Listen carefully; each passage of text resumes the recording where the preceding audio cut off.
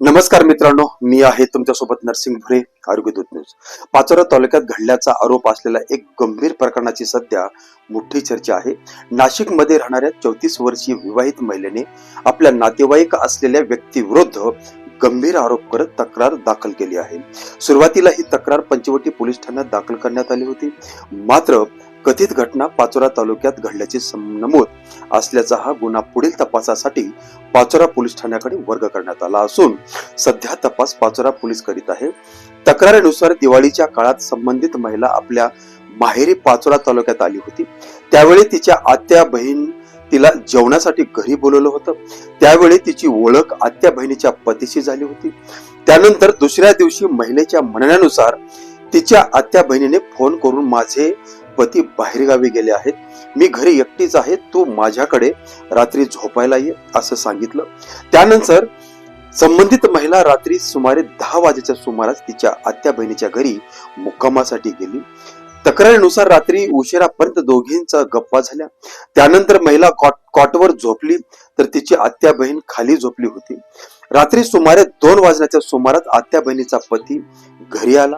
महिलेच्या तक्रारीत असं उल्लेख आहे की घरी आल्यानंतर त्याने आपल्या पत्नीला काहीतरी औषधाची गोळी खाण्यास दिली. त्यानंतर तोही हॉलमध्ये झोपला. पुढे तक्रारीत नमूद केल्याप्रमाणे पहाटे 4:30 ते 5 वाजण्याच्या दरम्यान तो व्यक्ती महिलाजवळ गेला. महिलेच्या आरोपानुसार त्यांनी तिचे तोंड दाबून तिला धमकावलं आणि तिच्या इच्छा विरुद्ध जबरदस्ती केलं.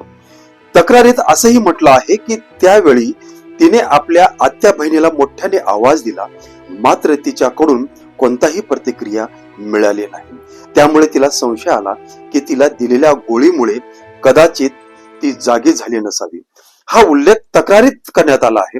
महिलेच्या म्हणण्यानुसार संबंधित व्यक्तीने तिला धमकी दिली की हा प्रकार कोणाला सांगितल्यास तिची बदनामी करेल आणि गंभीर परिणाम भोगावे लागतील. त्यामुळे ती घाबरली होती आणि काही काळ तिने हा प्रकार कोणालाही सांगितला नाही. तक्रारीनुसार त्यानंतर आरोपीने तिचा मोबाईल क्रमांक मिळवला आणि सातत्याने फोन करू लागला, तू मला आवडतेस, तुझ्या पतीला सोडून दे, माझ्यावर विश्वास ठेव, अशा प्रकारच्या गोष्टी तो बोलत असल्याचा आरोप महिलेने केला आहे. महिलेच्या तक्रारीत पुढे असंही नमूद आहे की नंतर संबंधित व्यक्ती नाशिक येथे तिच्या घरी जाऊ लागला. पती कामावर गेल्यानंतर घरात कोणी नसताना तिच्यावर दबाव टाकून तिच्या इच्छाविरुद्ध वारंवार शारीरिक संबंध ठेवल्याचा आरोप तिने केला आहे. विरोध केल्यास बदनामी करण्याची धमकी दिली जात होती असेही तिनं त्वरित म्हटलं. महिलेच्या म्हणण्यानुसार हा प्रकार अनेक महिने सुरू राहिला. अखेर त्रास असह्य झाल्यानंतर तिने संपूर्ण घटना आपल्या पतीला सांगितलं.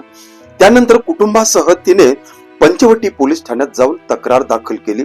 या प्रकरणात भारतीय न्याय संहिता BNS 2023 अंतर्गत कलम 64(1), कलम 64(2)(m) आणि कलम 351(2) अन्वये गुन्हा दाखल करण्यात आला आहे. महत्वाचं म्हणजे कथित घटना पाचोरा तालुक्यात घडल्याचे नमूद असल्याने पंचवटी पोलिसांनी हा गुन्हा पुढील तपासासाठी पाचोरा पोलीस ठाण्याकडे वर्ग केला आहे. आता या प्रकरणातील सर्व बाबींचे तपास पाचोरा पोलीस करत आहेत. दरम्यान या प्रकरणातील सर्व माहिती तक्रारीत महिलेने पोलिसांना दिलेल्या तक्रारीवर आधारित आहे. आरोपीची बाजू अद्याप समोर आलेली नाही.